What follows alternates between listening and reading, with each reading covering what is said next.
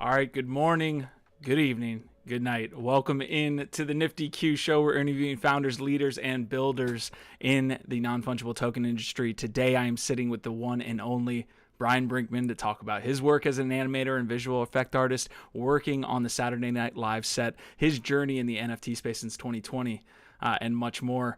And when I say much more, it's definitely going to be much more. We were struggling to get out of rabbit holes before I even pressed live. But Bryan, how you doing today, my man? Hey, I'm doing great. Thanks for having me, Q. A lot of my community members are excited to hear you and see you in this conversation, man. I appreciate you joining me today. You're one of kind of I want to say one of the leaders in the NFT space since the very beginning of all this hype, right? That we had in 2020 all the way to now. So extremely excited to be here. There's probably a conversation that we could have that is more formal and the one that I should, as an interviewer, take you down. But I'd rather have the one that we're just kind of two NFT enthusiasts getting I'm down after with it, that. man. So what Yeah, what yeah. what are you doing these days in the NFT space, man? How are you doing in general? I'm doing really well. In terms of my art, I have a lot of really fun drops coming up soon. Hopefully, I can say doing something with genies, which I'm excited about. Doing something with artifacts, which I'm very excited about. And in terms of my other role outside of my art, I've become an advisor on a lot of different projects, and one of them is called ChangeDAO, which is an NFT platform that artists can use to create art about causes they care about that raises money for those, and that's going to come out in the next month or two. So I've been spending almost like a year working on that, so I'm really excited for that to come out. And then yeah, a lot of fun things in the works. But and then also I'm a collector and a degen, and I'm always full time in the space. Yeah, I was mentioning before we went and I pressed the button for us to go live that like it's hard for me to interview creative sometimes because usually if I have like a project on, it's like super project specific. And I Hmm. just struggle with that. But then I realized in my research with you, it might be both ways because I came upon your Brinkman post here. I believe it's called content. What was it called? Creative output post. And it's basically a picture of you with like all these little bubbles that show what you do. And it's like Yeah, yeah, 30 yeah. different bubbles. And that's exactly what I struggle with. So, how do you explain what you do, Oh on the yeah. day to day and who you are? I should probably update that bubble post. It's even expanded even further. Yeah, I don't know. I think I just did a talk in LA at NFT in America, and I kind of talked about my logic for how I divide my time as an artist, and it's divided into a pie chart of thirds. A third of it is being creative, which is making art, making animations, doing collaborations, and then a third of it is marketing, which is going on stuff like this and talking about what I do, and then the other third is just connecting with the space, getting into discords, having fun with it, meeting other artists, collecting other artists, building that kind of connection. And so when I think about how I spend my time, I wake up in the morning and I probably don't actually start working on art until the afternoon because the morning I'm just catching up on the NFT space and I'm looking at all these other things. I'm like, what's the big thing of the day? I want to be a part of that. If it makes it means I have to like mint it, or if it means I have to make a joke on Twitter about it or something, like, that's all part of this ecosystem. And I think that's equally as important as like making art to a large degree, because that's still very much elevating your presence in the space. That's a And super so, that's a super yeah. interesting take, and for people that have been around for 2 years, that can get often exhausting. You have a post here that I'm looking at as well. This is on Super Rare. It's actually a piece, and it's called Scroll, and it shows Yeah. somebody on Twitter Yeah. kind of going through and trying to keep up with the NFT space. So Hmm. how do you, within that, where you're kind of like having to be on the pulse every day? How do you, as someone that's been in the NFT space for 2 years, how do you keep up and how do you stay in that longevity piece? Yeah, it's definitely gotten harder. I mean, 2 years ago, we were talking about easy before this. Everybody used to just go into this whip meetup once a week, and they'd be like, "Here's the 5 projects coming out this week in the NFT space," and you'd be like, "Okay, I have a full grasp of everything that's happening." Now it's like 50 projects a day. It's really hard to sort through the good and the bad, and a lot of them will just be completely off your radar until it's too late. And so yeah, I don't know. It's having your finger on the pulse in terms of being in these discords, being on Twitter, being aware of all this stuff. Because otherwise, there's there's no centralized way to learn about everything. You just have to be hyper active in all these places.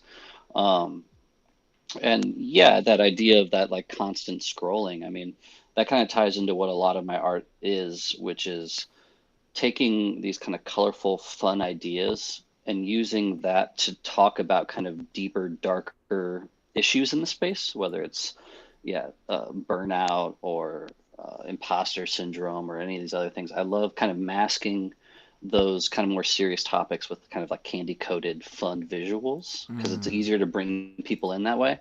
And so yeah, I really that one was a fun one. But yeah, I mean, I'm constantly scrolling Twitter all the time. It's part of the job. Yeah, and you mentioned the other part of that job is marketing, and again, part of the we had so much convo pre-episode that I had to tell us to like stop so that we could have it live. You mentioned that marketing's gotten harder too, Yeah, yeah. between the time that you started to just be an individual to now working on multiple different projects that are large scale. How has that changed in marketing?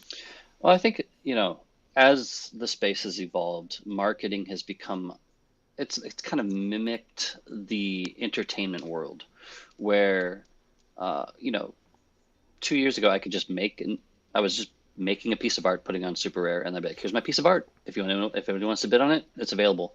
Now, and I learned that that was not the right way to do it because then most people didn't know about it until it was too late, which we were just kind of talking about.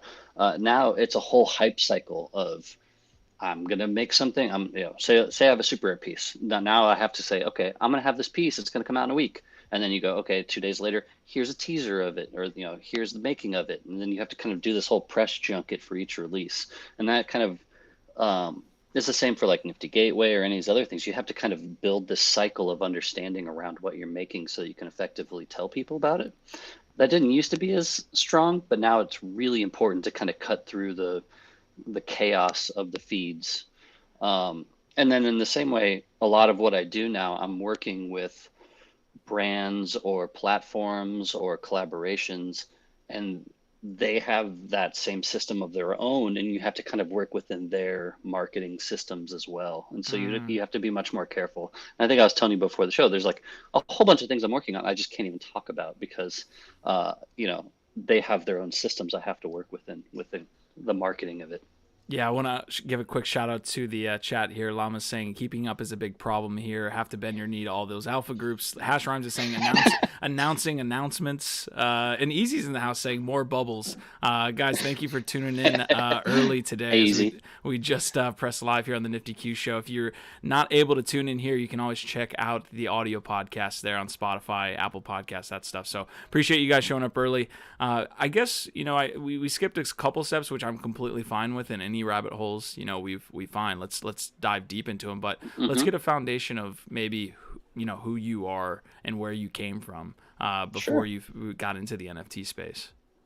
Yeah. So I guess my let's go back to the beginning. Um, I got started in this journey making cartoons for Newgrounds when I was in high school, and this dates me, but those were old. There was an old Flash cartoon website that existed for the young folks in the audience. Um, through that, I became inspired by that kind of feeling of putting content out, putting these animations out, getting comments on it, people rating it, saying, "Oh, this is funny, this is terrible." Most of the time, they said it was terrible because I was just learning how to make this stuff. Um, and but that created this drive of like, "Ooh, I can make something that evokes emotion out of people," and then that took me on a journey of going to learn animation in college. I went to the University of the Arts in Philadelphia, learned how to make all sorts of experimental cartoons, which I think has led me to where I'm at now. After college, I moved up to New York. I got started working in kind of fashion advertising, doing motion graphics. Um, Before that, I was like an intern on like some like TV shows like Wonder Shows and all that. But I found getting into the animation industry, like the traditional stuff, my style wasn't like I'm not like a Disney animator, and so Mm. I kind of even though I enjoyed doing traditional animation, I knew I wasn't gonna make it down that path. So I went more down the motion graphics path. Um, What and led you through to that, that? What made you decide that? Like, oh, I'm I better think at this it stuff, or Yeah, I think back when I was doing that Newground stuff, I was using a program called Adobe Live Motion, which is was their competitor with Flash. And that UI and system kind of evolved into what is now Adobe After Effects. And so I immediately kind of really got into Adobe After Effects, which is more of a motion graphics platform. And it's a rabbit hole of its own. Um, but then even then, I went and worked on some HBO cartoons where I was doing everything from lip sync to character to background design. Um, and then I went and worked on like an MTV show and all these other things. I kind of bounced around and eventually landed a long-term job working at the Tonight Show with Jimmy Fallon, which I worked at for 8 years, which was like 1,600 episodes or something. Mm. And then I also worked as the a visual effects artist at Saturday Night Live, working on the pre-tape segments. And both of those jobs, I was working with teams. It was very collaborative. Was that But they're concurrent, or were those one after another? hmm no, they were at the same time. So I'd work Fallon Monday through Friday, and then I'd work SNL on Saturday. So it was a 6-day work week. So were you at all behind, one, Jimmy Fallon getting an ape, and two, the SNL skit that happened that we all saw? Did you have any type of influence there? No, I had no influence on Jimmy's ape. Okay. But with the SNL NFT sketch, I did. Um, when that script came in, they reached out to me because that had been after me and my buddy Manny, who also worked at SNL, had done a project called Nimbuds on art blocks. And so everyone there kind of knew we were in the NFT world, and I'd been in the world for like a year. And so they came to me and they're like, "How do we show NFTs? What does a marketplace look like?" And so they kind of came to me for advice on that. I recommended a bunch of NFT artists that we could spoof. If you look at it, you can see like a lot of money or Rob Ness or these other kind of things are sprinkled in there. And then a lot of my own artwork is sprinkled into it as well. You can see my super rare, my Nifty Gateway, my art blocks pieces kind of floating in the background of that sketch if you go back and watch it. So that was a really fun moment because that was when I kind of realized that NFTs were more mainstream than I thought. Because at Hmm. that point, I still thought we were in this like little bubble of like algorithm. And I was like, nobody outside of maybe like 1,000 people know what NFTs are. But that was when I was like, okay, this is a big deal now. Yeah, I think we all had that feeling. Do you think we still have another couple legs up to go, or do you think we're kind of there with when it comes to people knowing about NFTs? Um, I think there's a huge amount of space to grow still. I think in terms of people knowing NFTs versus people that have actually made a wallet and gotten an NFT is a huge divide. I think doing a MetaMask, setting all that up, buying crypto, transferring it over, those are difficult steps for a normal person. I think a lot of people believe that like this Coinbase NFT is going to solve that, but even that still to me feels a little complicated. Once we see NFTs and crypto as easy as PayPal, then we're really going to see it launch. And so I think in terms of that, I think we're still very early. In terms of people knowing about NFTs, I think we're getting pretty big. But I also think there's a lot of people that know about NFTs might know about it through negativity or something. So I think there's Mm. still a lot of education in that sense as well. But I'm still very optimistic. Whether the art world still has a huge leg is to be determined. I think as the space grows, uh, art was kind of an outsized portion of the NFT space, and it's going to slowly go down while the collectibles and the access to events and all the alpha groups and all that kind of stuff goes up. But I think it'll still, in relative to how many people are collecting art NFTs, that will grow. But I think its portion of the overall market will shrink, if that Yeah, makes sense. yeah, 100%. It did feel like Nifty Gateway and a lot of these projects were just like the outsized bit of news in the space. It was all about Beeple, it was all about Hmm. B20 and all these art pieces. And frankly, it's not a sector that I'm, too familiar with. Like I come from the collectible side. I come from like, investing in crypto in 2016. There was none of that, right? And Yeah. so, just schooling me on the art world and staying in that kind of sector or that mode of discussion, how has the art world changed from 2020 maybe in the NFT space, other than being obviously a lower market cap or market size Yeah. Yeah. Yeah. than it was. I'm sure it Yeah. might be even more market cap these days. But anyways, how has that changed from Oh, I'm 2020? sure. When I joined, I think around that time, the biggest sale all-time high was like a pack sale for like $5,000, which is like what one at the time it was probably like 10 Ethereum or something, but now it's like 1.5 Ethereum or something. It's so small compared to what things flip for every second on the market. Yeah. And so yeah, it's gotten massive. Um, and I think what we see is a lot of these kind of platforms, once the degens of the space sniff out that there's an easy 2x, they flood these markets, whether it's Top Shot or Nifty Gateway or Art Blocks. Uh, all of those kind of have this gamble aspect that if you win big, and that all of them flood these sites until they dry them out, and then they go on to the next thing. What we're seeing now is I think Nifty Gateway has recovered from that cycle. I don't know if Top Shot has quite recovered, and I think Art Blocks is still on that path, but it has a long-term path to it, so I'm sure it will. But it's interesting to see how the space can come in, take something that's working really well, and just destroy it temporarily. Squeeze all the juice out of it, Yeah, every yeah, single droplet. yeah. And so I think that's what we're kind of seeing with like when it comes to art.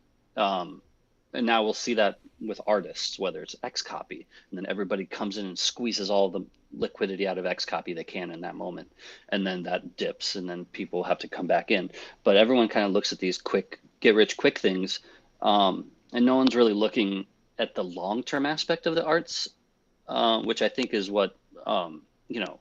I'm to me, I buy a lot of this PFP stuff to make quick flips so that I can invest and buy like one of ones on super rare. Because to me, that's like the long term play. Because if you can invest in these artists, they're going to grow. That sector will grow, but it's a long term play, and you have to kind of like utilize the gambling aspects of the space to get the money to do the things that aren't going to flip for a couple of years. Yeah, you kind of have to hit it while it's good with a lot of these projects that are just like very hype focused. Yeah, I completely agree with that. Speaking of quick flips, Bored Ape. I mean, who knows about these quick flips and these guys that want to potentially sell apes, right? How are Yeah. you doing sitting on your ape? I'm having a lot of debates about my ape right now. I'm a big fan of being in the apes. I've had my ape. It turns 1 year old on Sunday, and that's when I kept telling myself I would sell. But I'm curious to see from that, I'm going to get into this metaverse. I'm curious to see if apes can stake and how that'll work.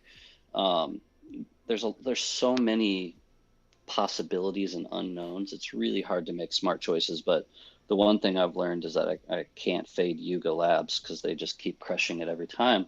I sold my mutant Yep. for like a third of what it's worth now. So, at the time I was like, oh, cool, I have this money to play around with now. But it's like, yeah, and then you look back and like, oh, geez. Yeah. So Last time I sold anything, it was on accident from Yuga Labs. It was M2 Serum that I left on the market when it was dipping and I needed some liquidity. And then, of course, it came back up, but I had left it on OpenSea. 8 ETH. I've had that happen too. I don't Yeah. even look anymore. I had that happen with the Fidenza, which at the time was an all-time high for a Fidenza sale, but went on to be worth about 100 times more. Oh well. Yeah. Oh well. It's lessons learned, and in the end, it was still profit. It's not like I lost money on it. I just lost that potential money, which is what keeps people up at night. But I try not to think about those things. That's the key: is using the muted words on Twitter. You just mute Fidenza for a month, and then, Yeah, I'm gonna start using that. I need that very big. good for your health. It's funny with that dichotomy of like the real world too, where there's all these kind of like crazy things happening in Europe, and all of these things that are happening in everyday life, and inflation and all these different things, at least in the US, I'm sure all around the world. And we're talking about the opportunity costs of the NFT space. It's interesting dichotomy. It's like a little bubble that we're in, and then we make it Yeah. out to the real world sometimes. I don't know if you Yeah. feel that way. Well, it's also, we're always comparing it to the top of the charts. It's like, go back to Fidenza, yeah, it was worth 100 times at one point. Now it's probably worth like 10 times, But it's like, would I've sold at that point? I don't know. Maybe not. Maybe I would have said, wait a year, Yeah. because the person that bought it from me didn't sell it at the top. They're waiting a year um, to get that long-term gains. And so I think it's interesting thinking about like what projects have lasted a year. And there isn't a whole lot of Bored Apes is one of the first to hit that mark in this new PFP run. And so it'll be interesting to see the dynamic of what happens. Um, but Yeah. again, they're an anomaly. Most projects are not crushing it on that level.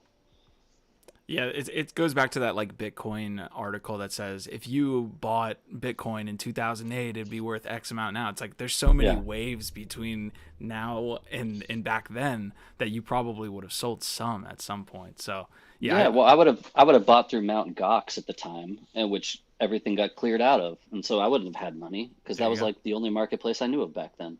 Yeah. Because I tried to get a CryptoKitty and I screwed up my like application to get on one of those like sites, and Mm.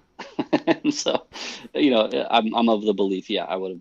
There's very little chance I would have like been smart enough back then to have figured out a way to have it still now.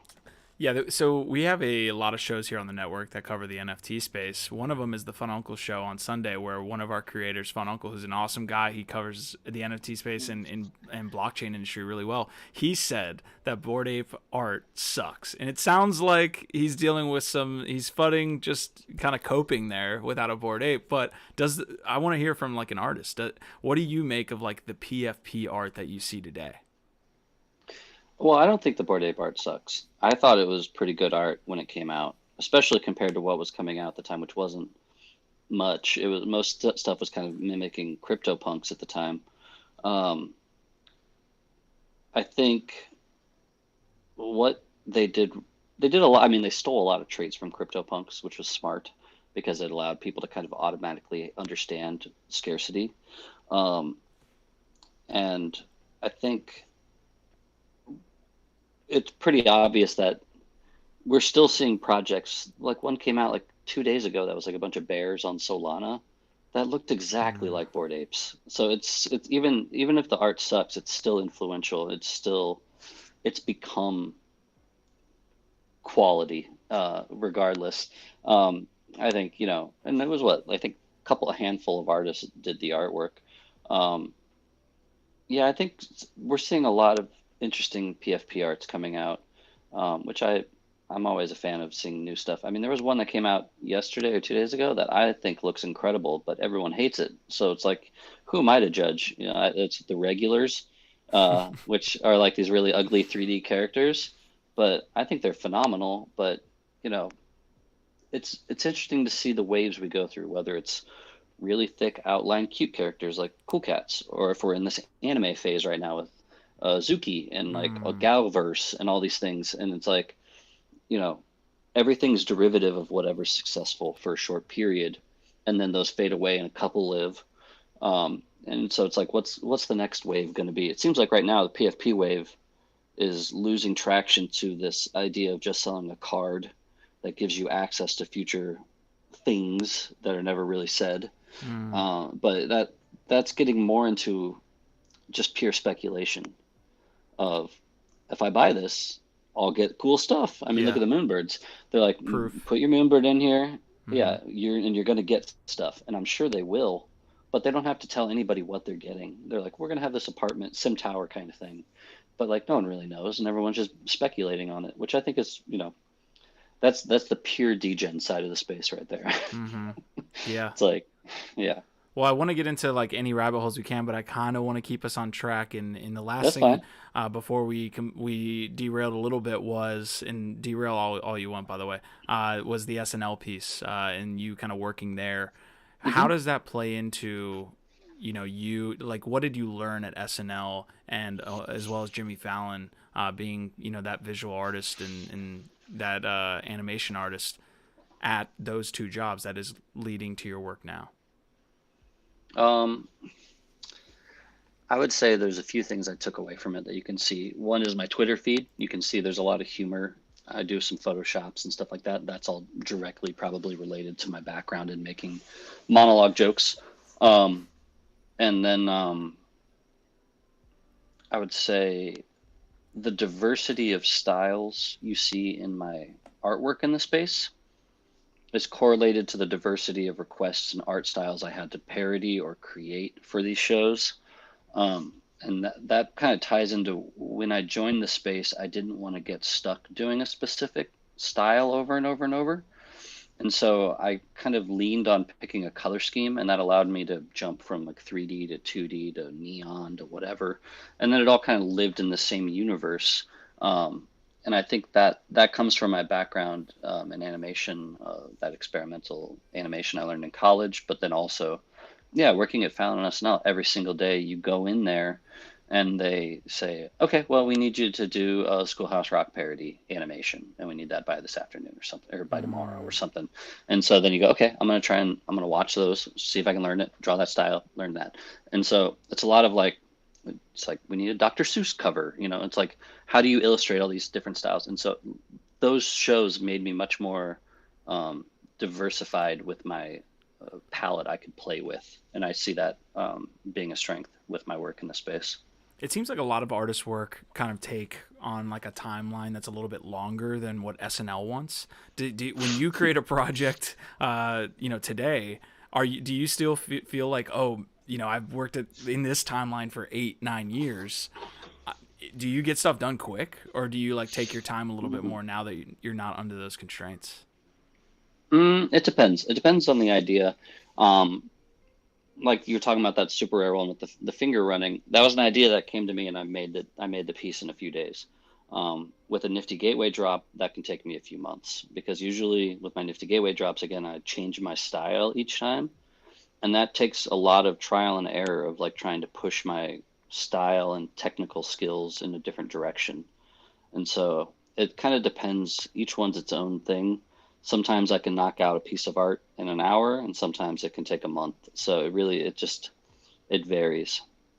Yeah, I've got a couple questions on how to get involved in like your ecosystem and collecting your, Hmm. projects and things like this and pieces. But before that, the last piece I have on this SNL front, you mentioned that I don't know if you wrote any monologues or anything like that, but give me the best and then the worst kind of set that you were ever involved in SNL. Like maybe one that completely bombed, Oh that yeah. you were just like, Uh, holy shit, and then one that did really well. um, oh, well, I didn't write any of the monologue jokes. I work with writers. They're the funny people. I just help execute their ideas and make them visually funny. Um, in terms of my favorite things, Or one that bombed. You sounded I'm like you had trying. one that was on the tip Well, of the your ones tongue. that bomb don't make it to air, and sometimes they end up on YouTube.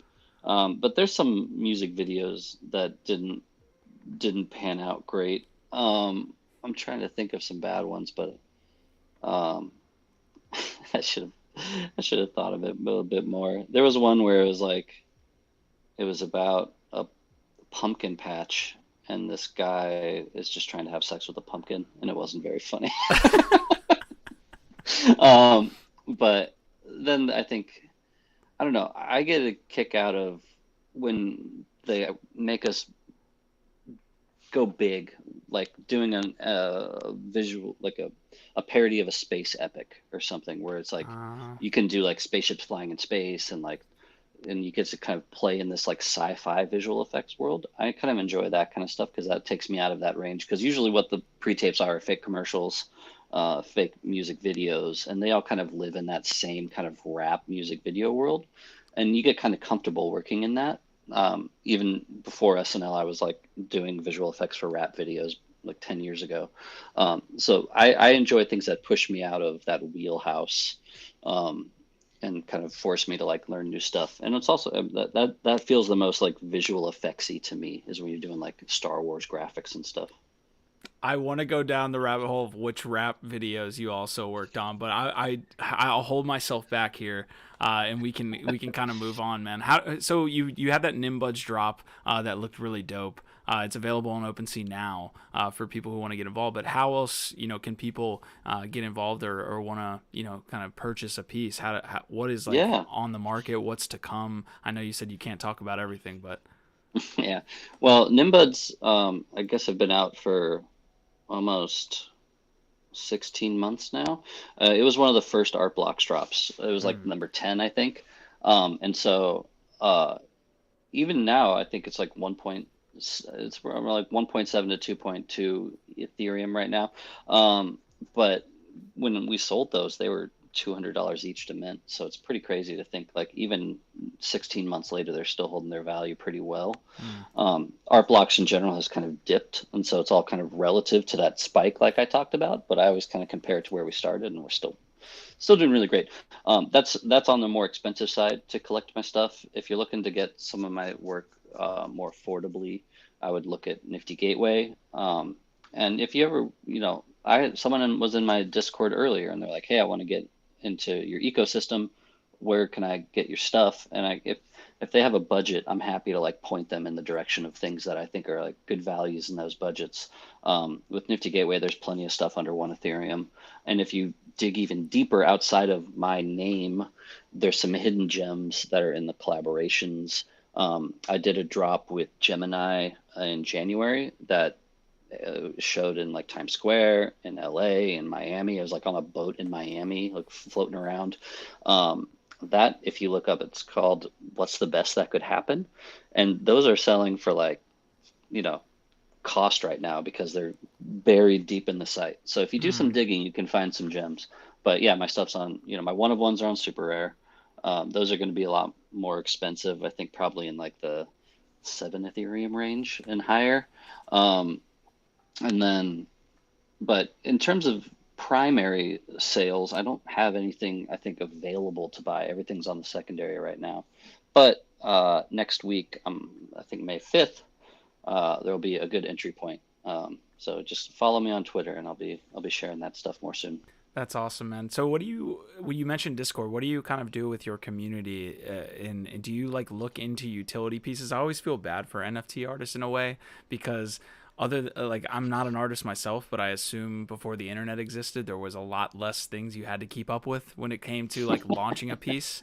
Like Yeah. you had a really great interview with Josie, I think like a year ago, and you guys were Hmm. talking about the metaverse and how your art in the metaverse is a whole nother like type of feature of you as an artist, and it's just like all these different things kind of put together to kind of uh, man, I get mind boggled even thinking about all the things you guys have to deal with when creating pieces. But going back to the Yeah. original question, it's just Oh, the Discord. yeah, like Yeah. community. What are you doing with your Yeah. community these days? Well, my community, well, I love my community and I respect their time. So I try not to make my Discord be something that has to constantly be moving. I don't have community managers. It's all me right now. And so it's a very passive, chill Discord, which is like how I need it to be. Otherwise, it becomes way too distracting.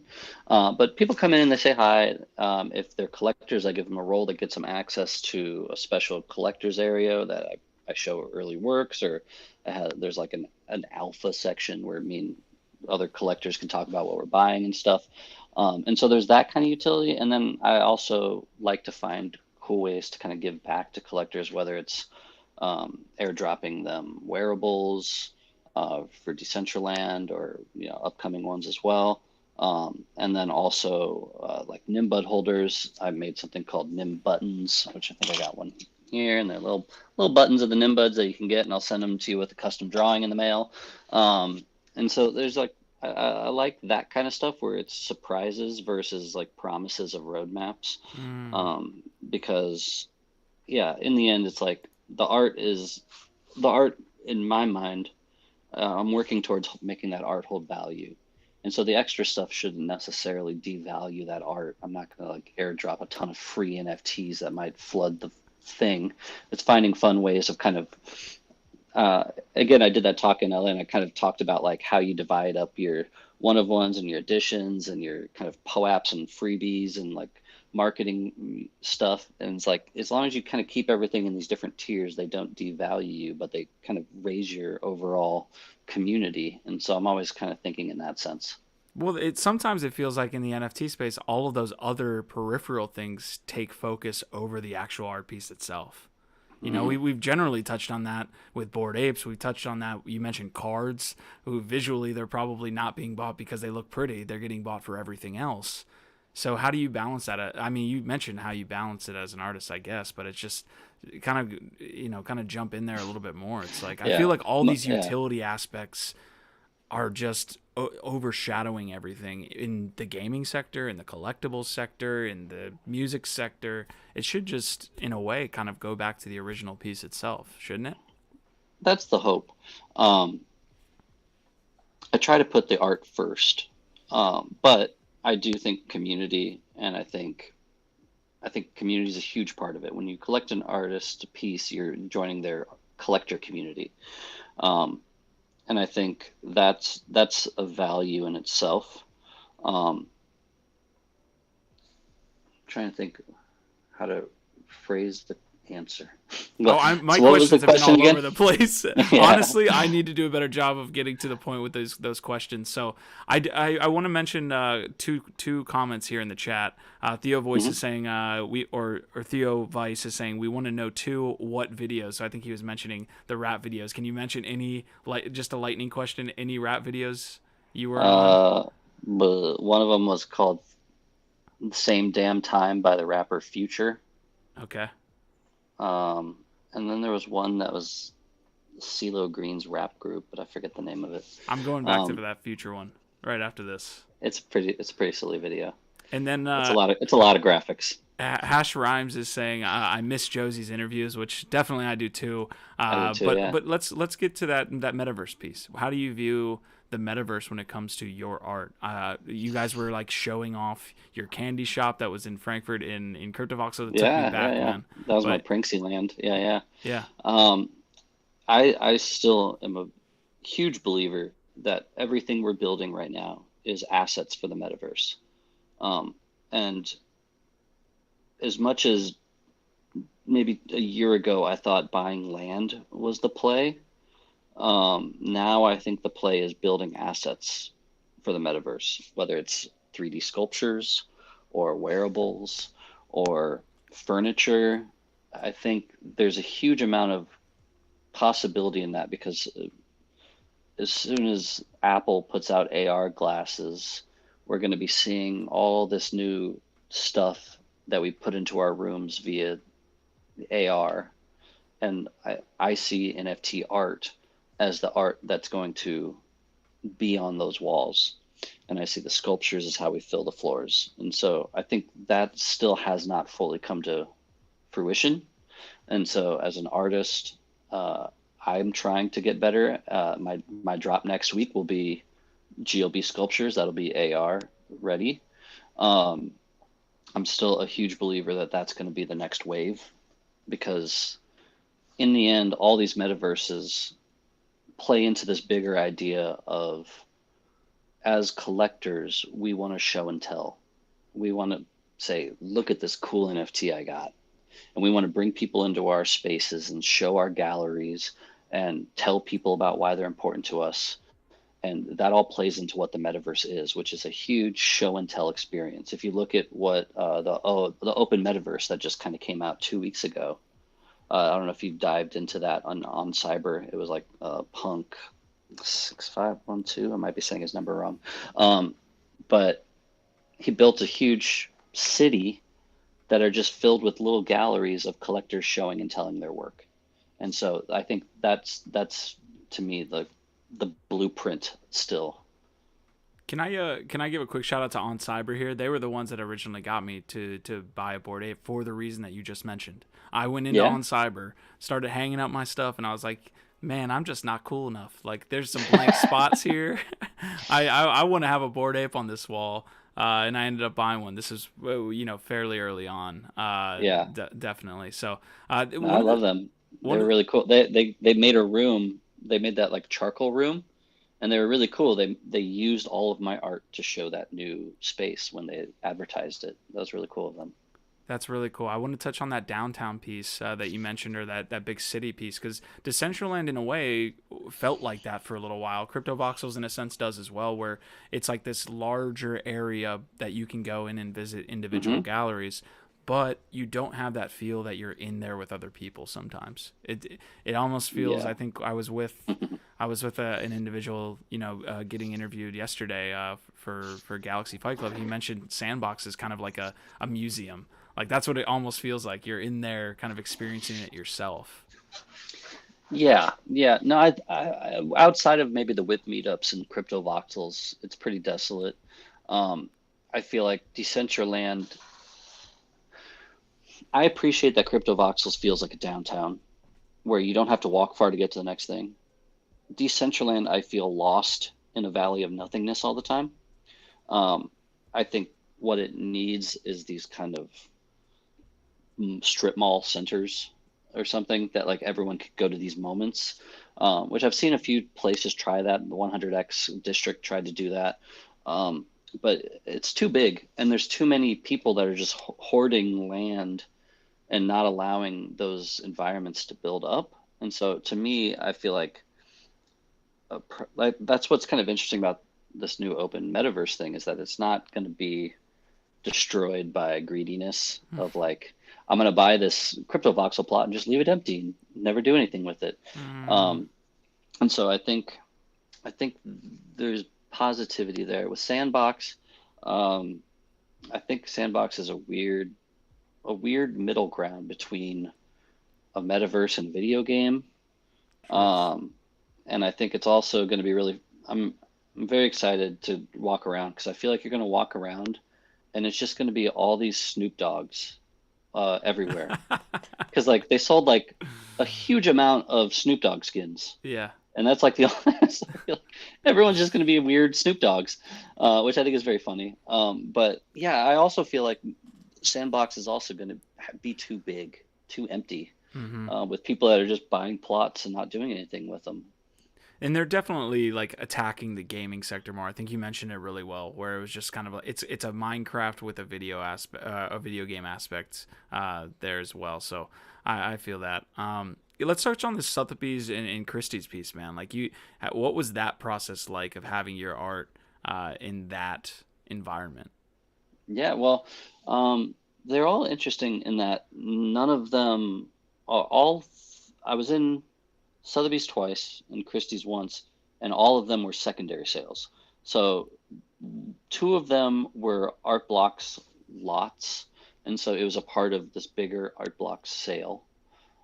And then one of them was my Genesis super rare one of one that resold at Sotheby's and went from Jimmy.eth, who was the original buyer, to Pranksy, Mm, which are both wonderful friends. Um, and so that was cool because that was kind of that one felt like it was my art versus being a part of a bigger lot. But I think all of them have their ups and downs. A lot of collectors don't care for the old auction houses, and so a lot of people consider selling those at those places to be a bit of a discount on the price. But to me, um, I'm a believer that, on your as a resume, it's really cool to say that you were in those places. And uh, my grandma knows what Sotheby's is, and she doesn't know what Nifty Gateway is. So it's cool to the people that aren't necessarily buying the work, yeah. but it gives you this validity outside of the space in a cool way. True, and really, like that's 99% of the rest of the world doesn't know what Nifty Yeah, Gateway is. So yeah, definitely yeah, yeah. a So I pragmatic I approach. I appreciated being both of that. The Christie's one was a little weird because the reserve wasn't met, even though it had a massive bid. It was like coming right off the top of that art block's peak, and it was kind of on the downswing of it, and so Mm, it didn't. I think it had like a bid of like over like 1.5 million and didn't hit the reserve, and so everyone was kind of like, "What?" mm. But What do you do in that the scenario? I'm just not familiar with the art world at all. What happens I when it's think not I the think the collector pulled it and then sold pieces piecemeal outside of like on the regular market, Got it. on the open sea and stuff. I think he just decided, the discount of selling it in bulk didn't make it worth it. Got it. Um, so it was kind of funky. It didn't that one, but it was still cool to see the work displayed at Christie's because Christie's is literally across the street from SNL and Fallon. Yep. So I used to walk in there before work all the time to look at the art. So it was a cool experience to be a part of. Yeah, I was actually there for NFT NYC, and I'm not going to NYC that often, so it was a cool experience for me. It wasn't like I can just walk across the street. It was just an amazing Yeah. experience to have. Beeple's artwork there was that rotating Hmm. animation. That was really Human one. cool. Yeah, Yeah, the yeah. human one.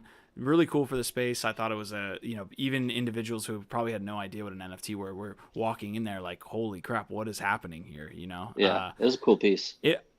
And let me just put this on record though. I feel like Beeple is like a tourist in this space in a way.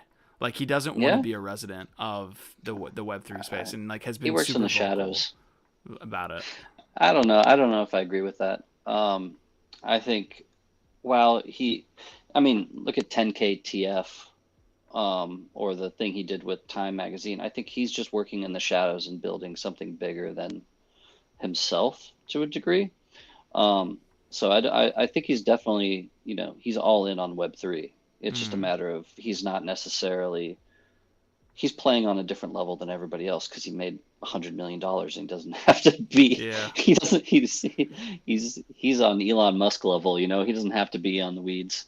yeah. Um, and so, yeah, I agree that like, I think he might have like there's a few, I have some theories that maybe he's has a burner account, that he's collecting Probably with, does. but I think he's understandably worried about people judging his collecting.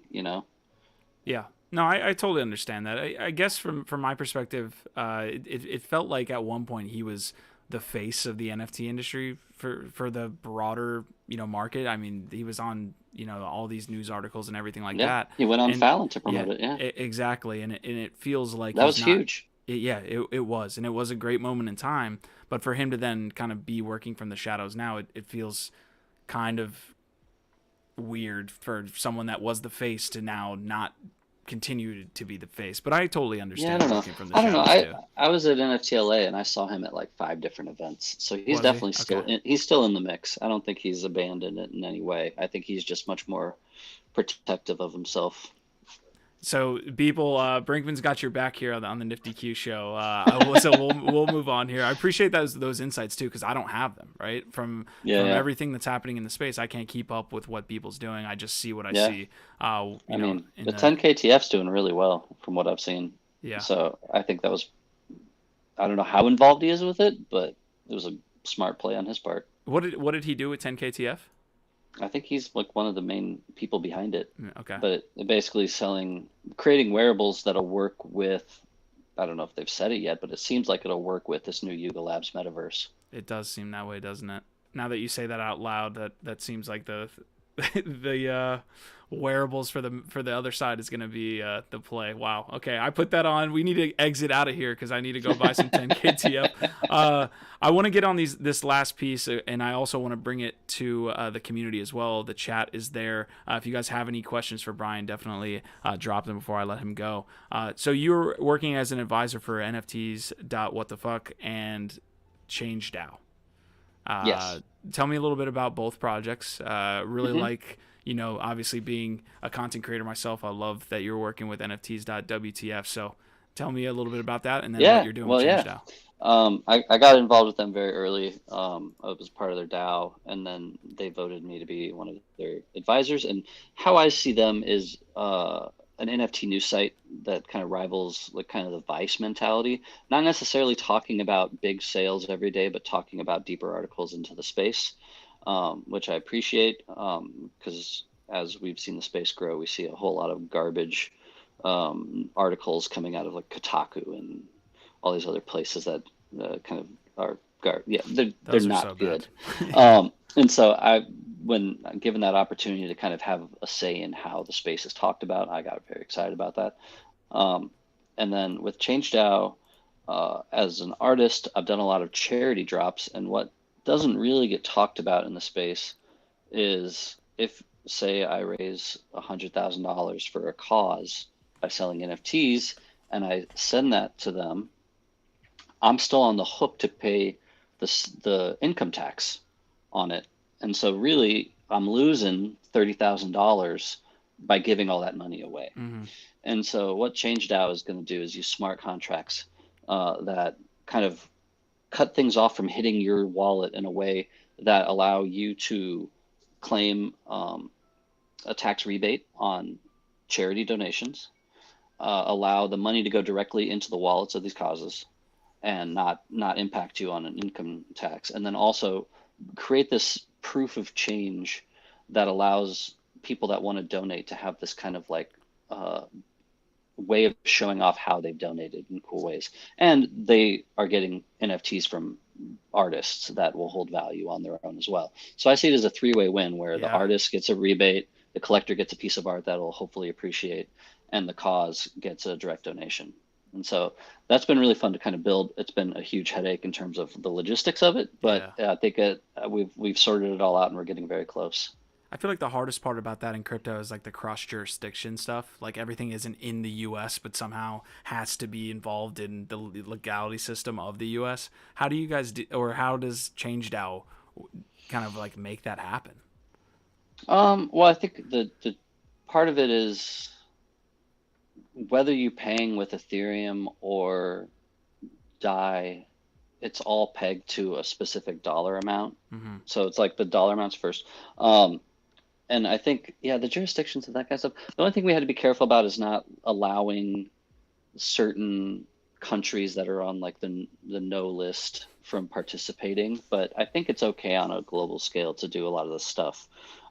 In terms of, you know, causes, they have to be like 501c3s and stuff like that, that kind of fall into legal jurisdictions um, for donations. So thankfully, there's lawyers that know a lot more about that stuff than me, and I kind of just give my advice on how should work best for artists.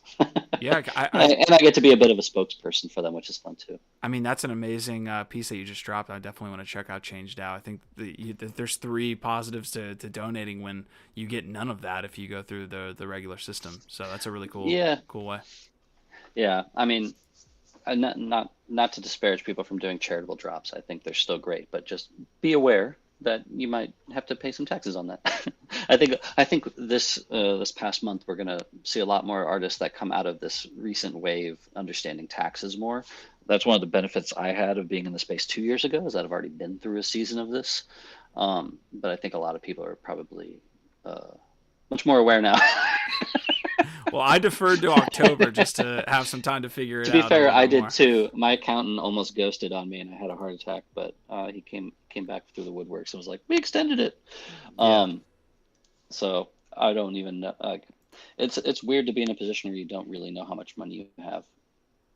Yeah, no, I totally get it. I mean, man, crypto and the tax system and it's just a muddle. It's just an absolute muddle. So I don't even want to Yeah, get really into that combo. So we're all gonna move to Miami soon and not sure, pay any taxes. not No, have I'm to just worry kidding. about anything. It's utopia. Here we go. Speaking of, well, no, let's not go there. I was going to say, speaking of utopia, how about other side? But we will end the interview here soon. I want to get your take on just a couple of the other NFT happenings in the space, Sure. namely the other side metaverse there, but also like codas and things like that. What you're collecting as an artist, and all these different things. So Well, I hope I get a coda in my metaverse land. Um, you were talking about your friend earlier that didn't like the apes art. I think the coda is a way for people that might not connect with that to find another thing to connect with.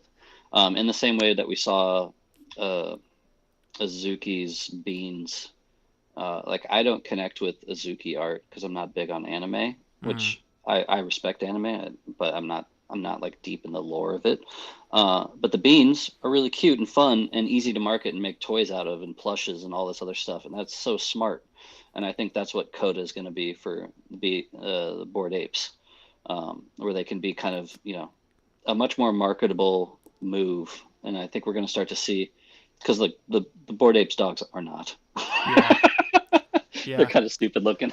That was done. Uh, I feel like at a point when they were at a whole nother like level of where they are now. You know what I mean? Like they would never relaunch the dogs in the way that they did, but it just wasn't. Bored Apes weren't Bored Apes when they were launched back in the day, like a year ago at yes, this yes, point, yes, yes. probably. So I think I love that the other side is kind of becoming this all-encompassing metaverse, and it's going to be fun to see.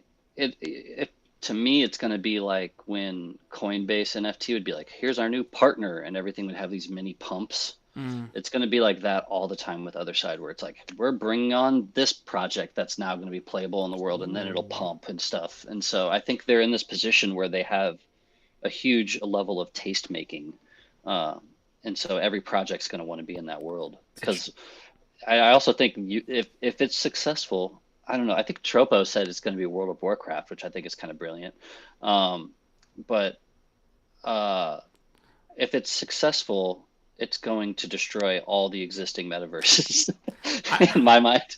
I was Like talking all of to them are, I was yeah, talking to Yatsu about this because I had him on the podcast. He's from Animoca Brands, of course, and I was like, "You guys are investors in Sandbox. The other side feels like it's going to kill the Sandbox. How does this all work?" And of course, he gave like the answer that he needed to give, which is the pie is big enough for everyone as we onboard all these new users. But it does feel like if other side is successful, that it's going to hurt a lot of these other projects, and already kind of has, to be honest. yeah. Well, the Sandbox, well, other side, it's up to them to make the game.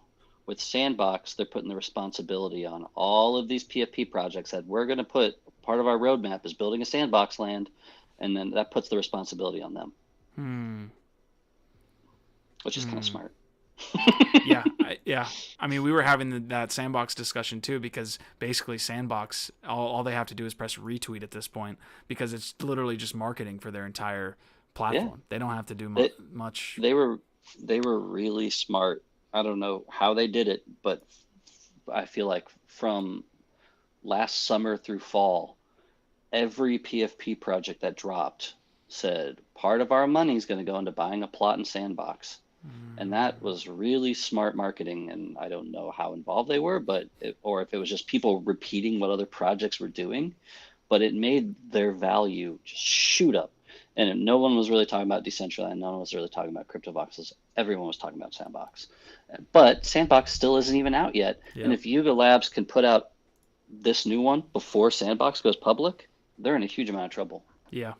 One I've always felt like that has been like at the heart of the NFT community. All these Web3 values, of course, is crypto voxels. I would love to see crypto voxels take the next step. I just don't Yeah, see it in the foreseeable future. I Just I I love it, but it's a small team. mm, Um, I'm I'll be honest, I'm looking at land all the time in there just because I don't like to destroy anything I've built in there because to me it feels a part of the historical world. It's like destroying a building in downtown Manhattan. Like that's a part of the history of this city, you know? And so everything I build in CryptoVoxels is like a becomes like a moment of time in my mind. yeah. And so like when I built that candy shop, I built it in a to be a candy shop in this world that when you and even the postcard has this like antique vibe to it because I was thinking at because I think I was looking at like a lot of money stuff and all that. I'm like, oh, we are building what will become historical landmarks in this metaverse. And so I still think when I look at crypto voxels, I would much rather buy a piece of land and build something fun in there because one, it's really easy to build. Two, Mm, it's mobile friendly, and it's also way cheaper than all the other metaverses. It's a steal, and you can make something on par with on Cyber, where you have full control over building a gallery in that sense.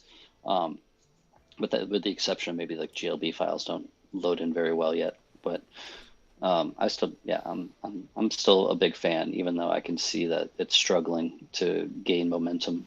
yeah, I commend your time management skills because along with like all the projects that you're building, you've been able to stay up on the space. Like my job is to stay up on the space in a way, and so is yours, of course. But Yeah, literally, I have to directly, be, talking about it all the time. But to be, this caught up on the space is very, very commendable. What like PFPs are you looking at now? Like what um, communities are you looking at that are doing this well, and have a good roadmap or whatever you value as a PFP project? What are you looking at? yeah. Um, let's see, what have I bought recently? I got the new VFriend. Um, I think Gary's staked his reputation on it, so it's a pretty safe bet. Um, I liked that 8-bit me project that kind of pumped for a moment. Mm, I liked that they have traits that have perks that you could unlock. Um, And so it's like I bought one that has like a money bag perk. I don't know what it's going to get me, but somewhere down the line, I'm going to get some sort of money bag perk. Mm. I think that's a really fun idea. Um, PFP projects, Akuverse, they Okay. had Yeah. a heartbreaking launch where they Hmm. lost all of their profits. But I think they're what Micah, I've been a fan of his for like 2 years now. He's way ahead of everybody else in terms of like thinking about how to use his content and IP. His async piece was groundbreaking. His Nifty pieces are groundbreaking, and then with this project, not a lot of people are talking about it, but all the characters are built in the Unreal Engine, which makes them very compatible with everything that'll come next. And so I think that's a pretty smart buy right now. There's an impressive Uh, history of projects that have had like botched launches in a way, and I quote unquote botched launches that actually go on to do super well.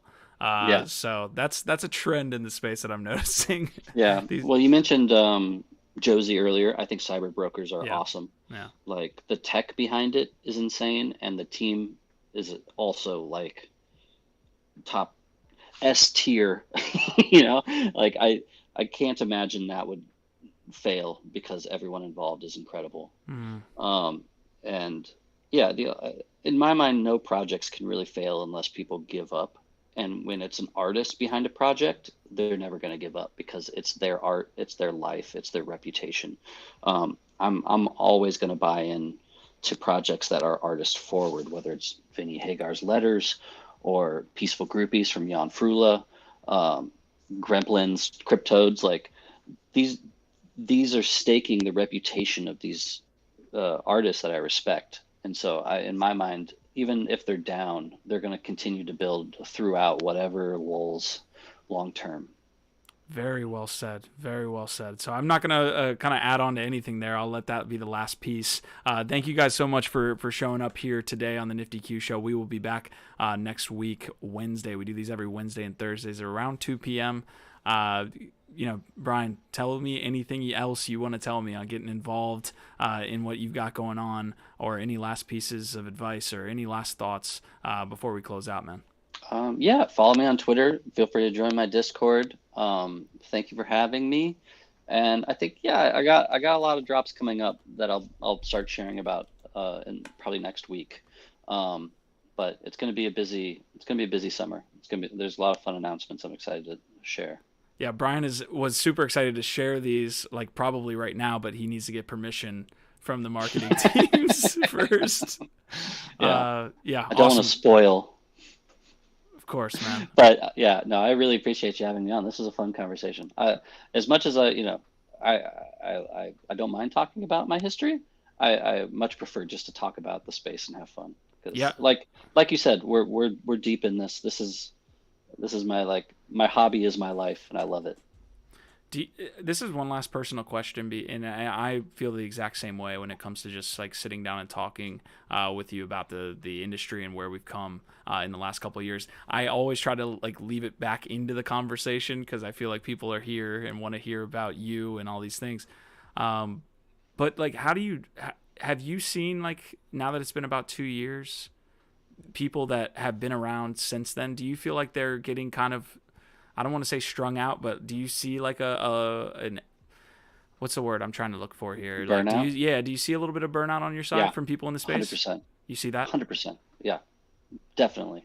Especially the artists that were here before the hype, because we've all had to endure the craziness, and it hits you in it hits your mental health in a dangerous way.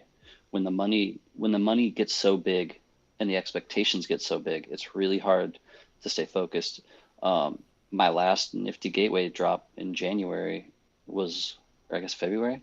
It was, if you look at it, it's all over the place, crazy chaos, because I was going through that post Art Basel mode where I had like some deaths in the family, and I was just like really struggling create to find that creativity. That burnout hits real hard. So I think we're there's thankfully the artist community is very supportive, Mm. um, is very understanding, and will give you advice on how to disconnect.